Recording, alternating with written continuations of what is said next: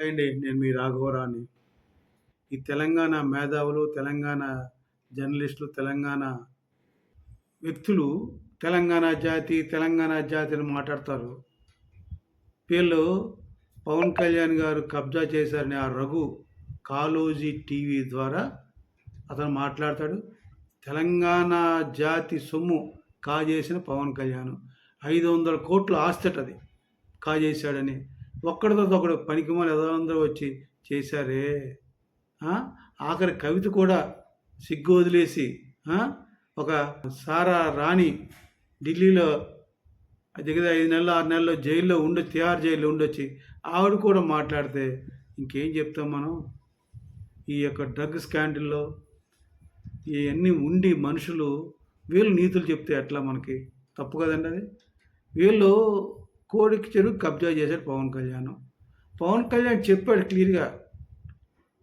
రేవంత్ రెడ్డికి చెప్తున్నాను, మీరు రుజువు చేస్తే అది నేను కబ్జా చేసి రుజువు చేస్తే నేను తెలంగాణ ప్రభుత్వం రాసిచ్చేస్తా అన్నాడుగా. అందులో తప్పేం మాట్లాడదుగా. మీకు ధైర్యం రుజువు చేయాలిగా. అది మానేసి ఆయన మీద బుర్ర జల్లుతారేంటి. ఈ కవితక్క ఒక అడిగి ముందుకేసి పవన్ కళ్యాణ్ ఇచ్చేసే, అది మొత్తం ఎఫ్టీఎల్లో ఉంది, శిఖం భూమి అది నీకు ఇచ్చేస్తే నీకు రైతులకు ఇచ్చినట్లు ఆ టీడీఆర్ బాండ్లో ఏదో ఇస్తా డబ్బులు నీకు. పవన్ కళ్యాణ్ ఈ డబ్బుల కోసం కాసుకున్నాడా? కవిత, నువ్వు పెద్ద పుడింగివి, నువ్వు ఇస్తావా పవన్ కళ్యాణ్కి? రేవంత్ రెడ్డి గవర్నమెంట్ ఇస్తుందా? ఆయన ఆశించే వ్యక్తి ఫ్రీగా ఇచ్చేస్తా అన్నాడు.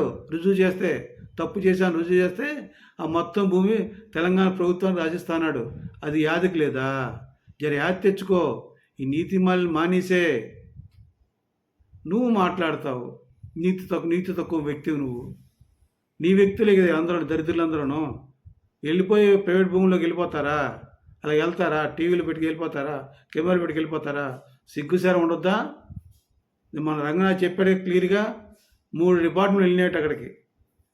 Irrigation department, civil department, Hydraa 3 వెళ్ళి మొత్తం డీటెయిల్గా చెక్ చేసి తేల్చింది ఏంటంటే ఎఫ్టీఎల్లో ఒక 7 ఎకరాలు ఎఫ్టీఎల్లో ఉంది, 3 ఎకరాలు లేదు.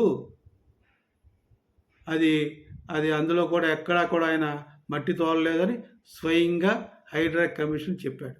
ఇంకా మీరు అబద్ధాలు మాట్లాడితే ఎట్లా?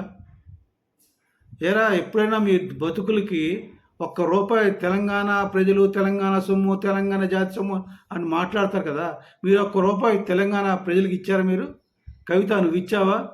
మీ బాబు, మీ అన్న, మీ మామ, నువ్వు వేల కోట్లు దోచుకున్నారు కదా తెలంగాణ ప్రజల సొమ్ము.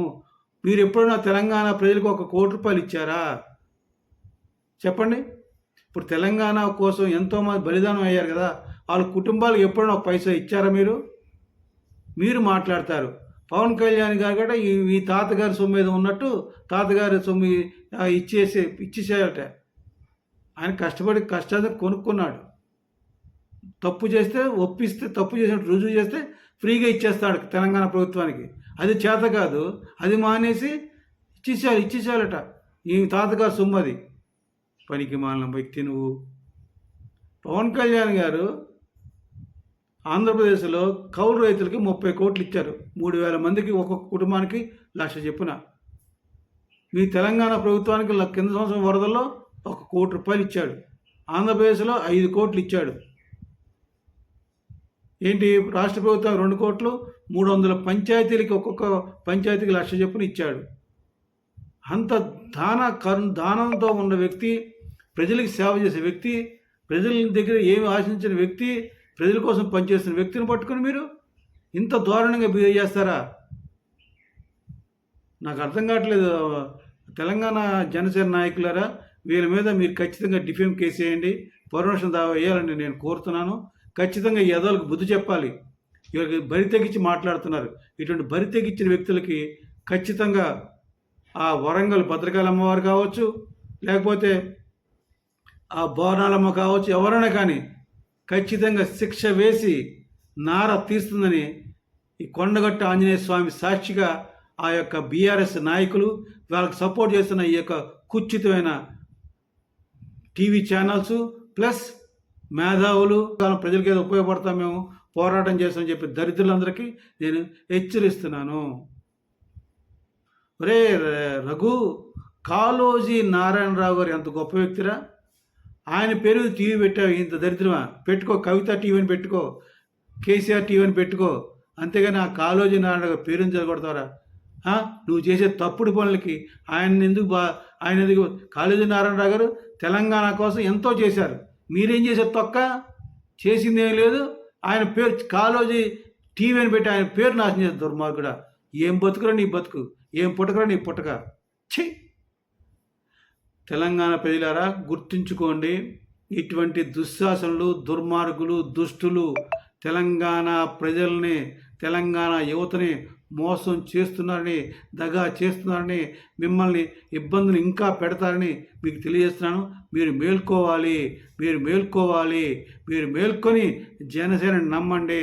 జనసేన పార్టీ, పవన్ కళ్యాణ్ గారు మీకు న్యాయం ఖచ్చితంగా చేస్తారని ఈ వీడియో ద్వారా తెలంగాణ ప్రజలకు విన్నవిస్తూ సెలవు తీసుకున్నాను. జై జనసేన, జై హింద్.